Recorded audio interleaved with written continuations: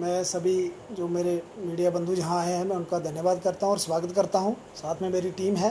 देखिए, आज की जो हमारी ये प्रेस कॉन्फ्रेंस है, इसका जो मुख्य उद्देश्य है, हमने लास्ट ईयर भी एक प्रेस कॉन्फ्रेंस करके एडमिनिस्ट्रेशन से डिमांड की थी कि हमारे ज़िले के अंदर लगभग 2004 से रेलवे कंपनियों के अलग अलग साइट्स पे काम चल रहे हैं। तो उसमें कई तरह के नुकसान जो हैं कंपनियों ने लोकल लोगों के वहाँ किए हैं। चाहे उसमें हम नेचुरल रिसोर्सेज की बात करें, चाहे हम उसमें नालों की बात करें, चाहे हम उसमें पानी, रास्ते, बोलियाँ, कई तरह का उन्होंने अलग अलग तरीके से नुकसान किए हैं, जिसमें कई सारी एग्रीकल्चर ज़मीनें लोगों की इन्होंने बर्बाद की हैं। तो उसको लेके हमने लास्ट ईयर एक प्रेस कॉन्फ्रेंस की थी। हमने कहा था कि एक टीम बनाई जाए, एक कमेटी गठित की जाए जो इस पूरे ज़िले में जहाँ जहाँ भी रेलवे के काम चल रहे हैं तो उसकी एक जितनी भी डैमेजेस हुई हैं वो डैमेजेस की एक लिस्ट बने। तो उसके बाद एक कमेटी का गठन हुआ भी और उसने कुछ डैमेजेस की लिस्ट बनी भी। लेकिन अफसोस की बात है कि ऑलमोस्ट दिसंबर 2020 में वो लिस्टें बनी थी, अलग अलग साइट्स की लिस्टें तो खैर कंप्लीट नहीं थी। वो जितनी डैमेजेस हुई थी उसके 5-10% थी, लेकिन वो 5-10% की भी भरपाई आज तक लोगों की नहीं हुई है। तो उसी की कंटिन्यूशन में मैंने आज ये प्रेस कॉन्फ्रेंस रखी है और मैं दोबारा से डिस्ट्रिक्ट एडमिनिस्ट्रेशन से, खासकर जो डिप्टी कमिश्नर साहब हमारे नए आए हैं, मैं उनसे लेटर में भी उनको मेमोरेंडम देने वाला हूं और कहने वाला हूं कि जो कमेटी बनी थी वो कमेटी इतनी इफेक्टिव तरीके से नहीं बनाई गई थी। एक फ्रेश कमेटीज़ द्वारा बनाई जाए और वो जो कमेटीज़ जब जहाँ काम चल रहा है वहाँ जाएँ तो वहाँ लोकल लोगों से, जो मोजिज़ लोग हैं, उनको भी वहाँ पे बुलाएं और उनसे भी उनकी बात भी सुने कि कहाँ कहाँ इन्होंने क्या लोगों के नुकसान किए हैं। तो उसको लेके लिए ही हमने आज ये प्रेस कॉन्फ्रेंस रखी है। जैसा कि आप सब जानते हैं, जहाँ जहाँ इनका काम चल रहा है इतनी इलीगल तरीके से इन कंपनीज वालों ने डंपिंग की है कि तबाही कर दी है। कई नाले इन्होंने ऐसे भर दिए जिससे पूरे गांव बर्बाद हो गए। और उसका मैं आपको उदाहरण दूंगा, हमारे रियासी के बिल्कुल साथ में जो अंजी नाला है, अंजी नाले में इस तरीके से इन्होंने दोनों साइड से इलीगल डंपिंग की, बिल्कुल इलीगल तरीके से। और वो जो जितनी इन्होंने डंपिंग की वो सारी नाले में जब बारिशें हुई तो आगे नीचे क्याला गांव पड़ता है, पूरे के पूरे क्याला गांव की जो एग्रीकल्चर ज़मीनें थी जहाँ पे अच्छे धान की फसलें लोग लगाते थे, वो सारी की सारी बर्बाद हो गई। नाला ऊपर हो गया, गांव का जो लेवल था ज़मीनों का वो नीचे चला गया और सारी की सारी ज़मीनें जो हैं वो बर्बाद हो गई। इसी तरह मैं कहूँ कि एक डूगा नाला है, वहाँ भी पानी था, वो पानी जो लोग पीते थे, एग्रीकल्चर के काम भी आता था, माल मवेशी भी पीते थे। तो उस नाले में इन्होंने इस तरीके से इलीगल डंपिंग की कि पूरे का पानी जो इन्होंने बर्बाद कर दिया। जो थोड़ा बहुत पानी बचा वो जो टनल का पोल्यूटेड पानी आ रहा है वो उस नाले में इन्होंने डाला हुआ है और वहाँ भी बर्बादी कर दी। इसी तरह से मैं ये कहना चाहता हूँ कि डीसी साहब जो टीम बने, आप बताएं, इन्होंने करोड़ों के हिसाब से, क्यूबिक मीटर के हिसाब से वहाँ से मलबा निकाला है टनलों में से। जहाँ भी इन्होंने काम किया है वो मलबा है कहाँ? अगर इन्होंने डंपिंग यार्ड्स लिए हैं, डंपिंग यार्ड लिए थे, वो मलबा उन डंपिंग यार्ड में उतना होना चाहिए जितना निकला, उसके 5% भी मलबा वो नहीं है, क्योंकि इन्होंने इलीगल डंपिंग कर करके नालों की बर्बादी की। उस इलीगल डंपिंग की वजह से लोगों की एग्रीकल्चर ज़मीनें बर्बाद हो गई, पानी उनके ख़राब हो गए, रास्ते ख़राब हो गए। तो उस वजह से जो हमारे नॉलेज में है कि जहाँ भी ये डंपिंग यार्ड बनाते हैं वहाँ पे अगर ये 5,000 क्यूबिक टन के लिए, मैं उदाहरण के तौर पे कह रहा हूँ, अगर यार्ड इनको मिलता है वहाँ ये कम से कम 20,000 क्यूबिक टन माल फेंकते हैं। और उसमें भी जो माल इन्होंने फेंकना होता है, डंपिंग करनी होती है, उसकी प्रॉपर क्रेटिंग करनी होती है। इन्होंने क्रेटिंग करके वो मलबा इस तरीके से रखना होता है कि कल आने वाले टाइम में बारिशें ना हों, बारिशों की वजह से कहीं वो मलबा ऐसा ना हो कि कहीं कोई सैलाब आ जाए और उससे बर्बादी हो जाए। लेकिन जो जहाँ भी इन्होंने डंपिंग यार्ड हल्के फुल्के बनाए भी हैं, अगर हम वहाँ देखें, वहाँ बिल्कुल इलीगल तरीके से इन्होंने डंपिंग की। और जो जहाँ उसका प्रोटेक्शन वर्क करना था क्रेटिंग वगैरह से, वो बिल्कुल नामात्र किया हुआ है। वो क्रेट जहाँ तो बह गए हैं, जहाँ इन्होंने लगाई नहीं, खाली उसके कागज़ों में काम हुआ है। और उसमें यह भी है कि अगर डंपिंग यार्ड इन्होंने जब छोड़ना है काम ख़त्म करके, उसको प्रॉपर लेवल करके, अगर वहाँ मिट्टी नहीं है उसमें मिट्टी बिछानी है, घास लगाना है, पौधे लगाने हैं ताकि ज़मीन की मजबूती हो सके।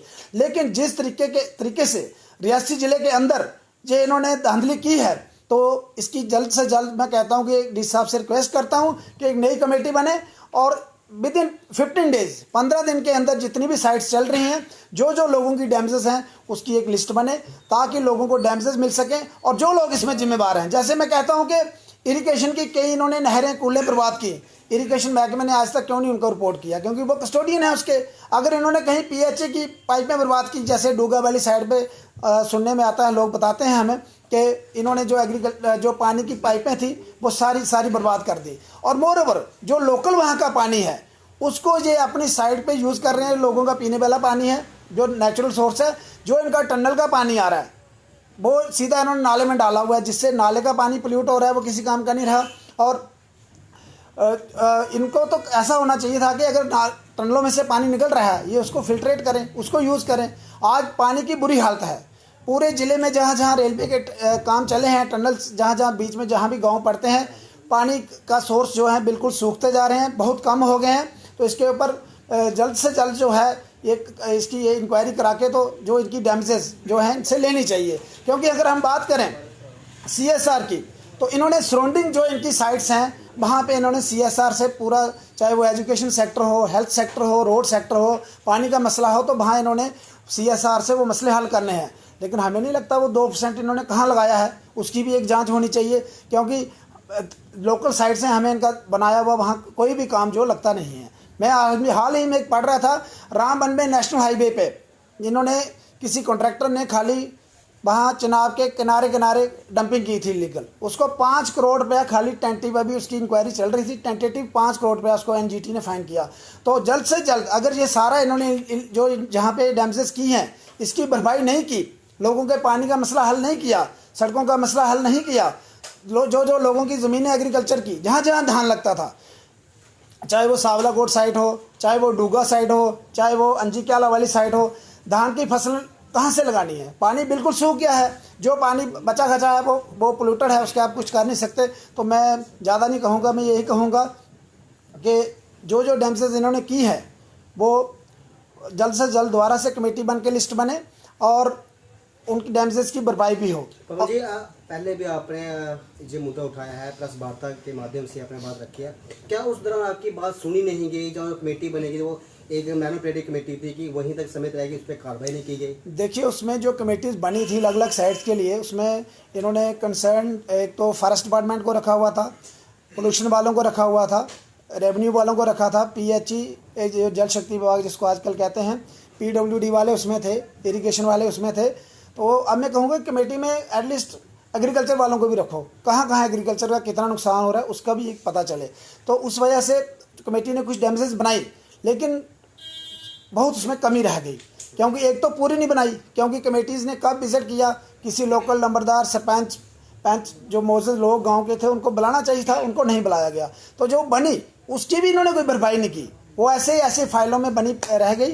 तो अब मैं चाहता हूं कि 15 दिन के अंदर दोबारा बने। अगर इन्होंने ये नहीं किया तो हम अब सीधा NGT को अप्रोच करेंगे। सर, 2 दिन पहले रेलवे मंत्री का भी यूनियन मिनिस्टर का दौरा हुआ है और ये तमाम मुद्दे, चाहे वो नेचुरल सोर्सेज ऑफ वाटर हो, CSR का पैसा हो, या फिर और जो रेलवे से जुड़े मुद्दे हैं, लोगों को जो नुकसान हुए हैं, कंपनसेशन नहीं मिलने का मुद्दा हो, ये उठाए गए थे। और उन्होंने ये आश्वासन दिया था कि ये तमाम जो मुद्दे हैं इन पर डिस्कशन किया जाएगा, स्टडी किया जाएगा। और पानी के मामले पर ये कहा गया था कि एक्सपर्ट कमेटी एक आएगी जो कि नेचुरल सोर्सेज जो पानी के यहाँ सूखते हैं उनको देखती है। तो क्या लगता है कि ये तमाम मुद्दे जो वादा या फिर आश्वासन दिए गए हैं रेलवे मंत्री द्वारा, काम होगा इन पे या केवल ये आश्वासन के रूप में? बिल्कुल बिल्कुल, देखिए, अगर रेलवे मंत्री जी ने यहाँ आके कहा है तो ज़रूर इस पे हमें उम्मीद रखनी चाहिए कि कुछ ना कुछ रिजल्ट निकलेंगे।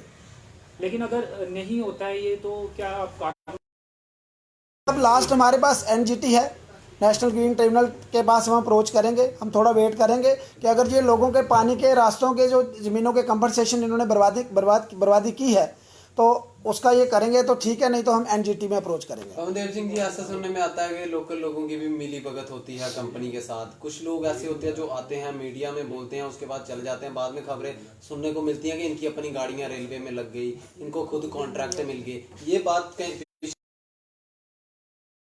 यहाँ पे क्या जो है हर बार जब भी कोई नए अफसर आते हैं वो उनकी एक फ़ाइल बनती है, उसके बाद वो फाइल कहाँ जाती है। आज तक वो पूरा गांव भी वहाँ से 90% लोग माइग्रेट हो गए हैं, क्योंकि वहाँ पानी का बहाव इस तरीके से है कि वहाँ खतरा बना हुआ है। रेलवे कहता है कि हम CSR का पैसा देते हैं, लोकल डेवलपमेंट फंड भी देते हैं पंचायतों को, लेकिन सरपंच मैक्सिमम ये कहते हैं कि हमें एक पैसा भी नहीं मिल रहा रेलवे की तरफ से। देखिए, मेरी अपनी पंचायत में भी काम चल रहा है। मेरे फादर साहब पहले सरपंच रहे हैं। हम रियासी पुलिस की बात करें पिछले कुछ चंद महीनों की, तो कुछ फील्ड्स में अच्छा काम हुआ है, जैसे नारकोटिक्स पे, ड्रग्स पे, जो देसी शराब निकालते थे लोग, उसमें मुझे लगता है कि अच्छा काम पुलिस ने किया है। उसके बाद बहुत से एब्सकॉन्डर जो होते हैं, लोग भाग जाते हैं, अदालतों से आते ही नहीं। 30 साल से, जो 40 साल से लोग भूल भी गए थे कि हमारा मुकदमा है कोर्ट में, वो पुलिस ने 100 के करीब प्लस पकड़े हैं, पर्चे भी। पवन देव जी, एक सवाल ये, आपने कहा कि पुलिस अच्छा काम भी करती है। पिछले दिनों हमने देखा कि एक चसाना का मामला हुआ, उससे पहले अरनास का मामला हुआ, और रियासी में भी टोट रोड में एक प्रदर्शन पुलिस के खिलाफ हुआ, और मोहर से खासकर अगर बात करें तो काफ़ी मामले जो पुलिस के खिलाफ सामने आए हैं, कुछ लोग बोलते हुए दिखे हैं, कुछ ऑडियो भी वायरल हाल फिलहाल में हुई हैं। क्या ये तमाम जो मामले हैं इनसे वाकिफ़ हैं आप, और ये आपने मीडिया में देखे हैं, और कोई जांच पुलिस अधिकारी के खिलाफ या ऑफिशियल के खिलाफ नहीं होती हुई दिखती है? जैसे कि लोगों पर तो कार्रवाई तत्काल से होती है, लेकिन जब पुलिस की संलिप्तता कहीं पे इस तरह से देखी जाती है, कोई जांच नहीं देखने को मिलती है, कोई कार्रवाई देखने को नहीं मिलती है, तो इस पर एज ए एडवोकेट या फिर जो भी तमाम मुद्दे आप उठाते हैं, भाजपा के नेता भी हैं, आप क्या कहना चाहेंगे? बिल्कुल आपकी बात सही है। मैं चसाना का मुद्दा भी मैंने सोशल मीडिया में काफ़ी उछलता हुआ देखा। अरनास में भी कोई एक हुआ था मसला, पिछले दिनों यहाँ रोड का भी हुआ था। देखिए, कई जगह पे तो पुलिस की गलतियाँ होती हैं, लेकिन कई जगह कुछ लोग भी गलत होते हैं। मैं मानता हूँ कि पुलिस भी जाति करती है, मैं नहीं कह सकता कि पुलिस बिल्कुल फेयरली काम कर रही है, और उसमें चाहे बंदा पब्लिक गलत है चाहे पुलिस वाला गलत है, उसकी बिल्कुल निष्पक्ष जांच करके उसके खिलाफ कार्रवाई होनी चाहिए। जी। जैसा कि पहले भी एक सवाल आपको किया गया कि रेलवे कंपनीज के खिलाफ बहुत से नेता बोलते हैं, मीडिया में भी आते हैं और मीडिया प्लेटफॉर्म्स का इस्तेमाल करते हैं, और फिर कहीं ना कहीं वो चुप हो जाते हैं। आपके केस में ऐसा नहीं होगा कि इस तरह से यकीन दिलाएंगे, क्योंकि रेलवे मंत्री का विजिट हुआ, उसके बाद अब आप ये मुद्दा उठा रहे हैं, और काफ़ी दिनों के बाद, काफ़ी समय के बाद इस मुद्दे को उठा रहे हैं। आप भी कहीं वैसा नहीं करेंगे, ये कैसे यकीन दिलाएंगे? देखिए, जब हमने ये मुद्दा उठाया था उसके बाद हम वेट तो करना पड़ता है। अगर कमेटी बनी, डैमेजेस बनी, हमने सोचा चलो जो 5-10% डैमेजेस बनी है ये तो लोगों को मिले, लेकिन आज तक उनको उन डैमेजेस जो लिस्ट बनी थी, जो भी उनके नुकसान हुए थे, आज तक किसी 1 रुपये की भी भरपाई कंपनी वालों ने नहीं की। अब इनको कौन शेल्टर करता है, कौन लोग हैं जो इनको शेल्टर करते हैं, जो इतनी ये गुंडागर्दी कर देते हैं कि कानून की इस तरीके से वायलेशन करते हैं। ठीक है, जब ये रेलवे, ये बहाना लगाया जाता है जी ये नेशनल प्रोजेक्ट है, नेशनल प्रोजेक्ट है। मैं आपको बताऊं कि पिछले दिनों एक कंप्लेंट की कि फ़लानी जगह पे इलीगल माइनिंग हो रही है। जो ब्लॉक कॉन्ट्रैक्टर को मिला है उससे वो बड़ा बाहर चला गया है।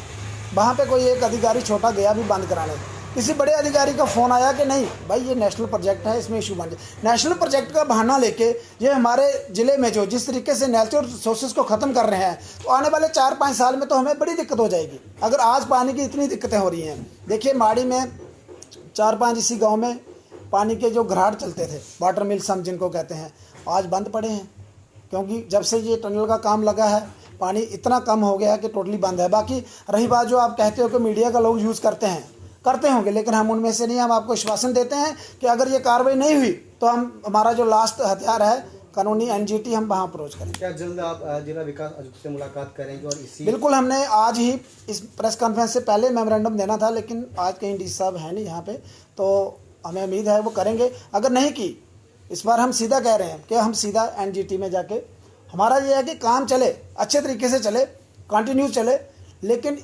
ऐसा ना हो कि हमारी जो आने वाली नस्लें हैं उनका जो भविष्य बिल्कुल ये बर्बाद करके, यहाँ के नेचुरल रिसोर्सेज बर्बाद करके नेशनल प्रोजेक्ट की आड़ में चले जाएँ। जी, आखिरी सवाल पूछूंगा,